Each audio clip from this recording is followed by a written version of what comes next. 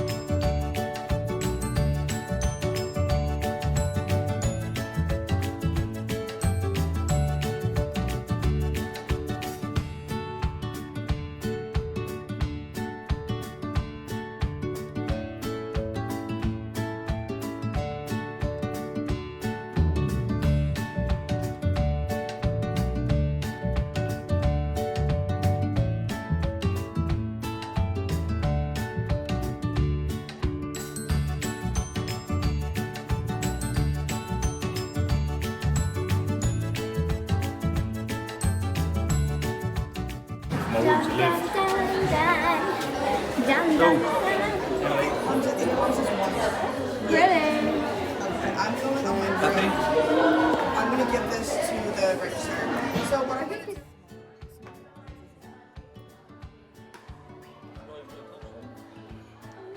Expensive shopping. Expensive shopping.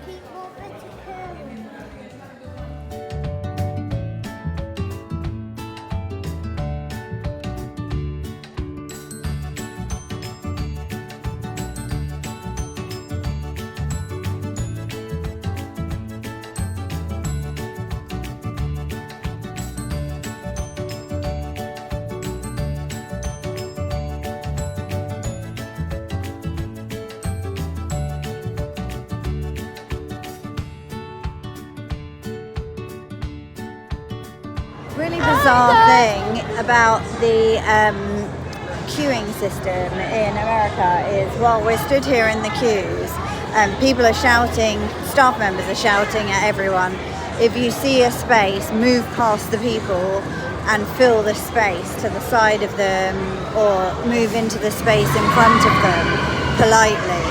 And this is why they don't have queuing culture in America, is because they actively encourage you to barge past people.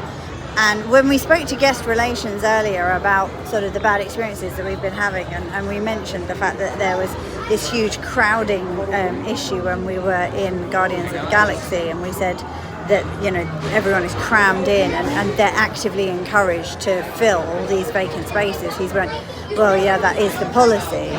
And I said, but that's absolutely ridiculous. That's how people get crushed at concerts. And he said, well, yeah, I suppose.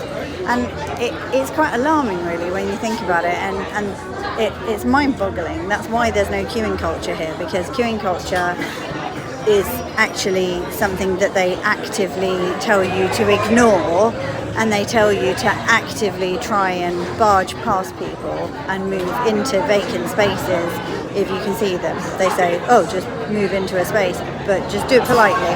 Well, there is no way to politely push past someone who's been waiting patiently in turn and just move into a space in front of them. Hey guys! So we just had our first experience of what we would class definitely in the UK as queue jumping. So we were stood in the queue, and we had a family where there was a man and a child in front of us, and obviously must have been the four of us were there, and then so it must have been that there was a significant number of his family behind us. All of a sudden, about 6 of them suddenly burst past us and planted themselves firmly in front of us. No excuse me, no sorry, no apologies, no trying to get past us, nothing. Just burst past us and then proceeded to stand in front of us in the queue. We were furious, and of course, classic Brits, we didn't say anything. We just tutted loudly and made very loud comments about how rude we thought it was and how that is not how one conducts themselves in a queue. So that is our first experience of what I've heard a lot about, which is this really bad queue jumping that's going on in Orlando, but that's definitely the worst that we've encountered, where a full family has planted themselves in front of us. So yeah, really, really bad queue jumping experience, and something that would definitely not happen in the UK, and if that happened in the UK, they would just get ejected straight away from the park. If someone saw a family doing that in the UK, you'd report it straight away to a staff member, and they would just get kicked out of the park, no questions. Here, nobody batted an eyelid, everyone turned a blind eye, that nobody was like, oh my god, how weird those people just did that, you know, everyone just tried to act like that was just perfectly okay. We were absolutely indignant, but yeah, nobody seemed to think that that was remotely out of the ordinary for a full family to barge past us, even whilst we were already there. And there was no even, oh excuse me, do you mind? I mean, in the UK obviously you would just wait, hold yourself back in the queue and wait for your family to catch up with you. Yeah, just really, really bizarre. The queuing culture here is absolutely blowing our minds, because there just isn't any. So that's, yeah, been, it really was experiment in 2022, but it's really a startling contradiction this time around. We're really seeing a big difference this time around. Okay, so today has just been a negative day, unfortunately, and we hate it when this happens, but sadly it does sometimes happen. So on top of what happened earlier, we've gone to check in to use our multipass at Star Tours, and earlier this week we were told it doesn't matter when we check in to use them, and basically that the arrival time kind of doesn't count for anything, and that we could so we went to check in at Star Tours and we had run to get there within our arrival slot.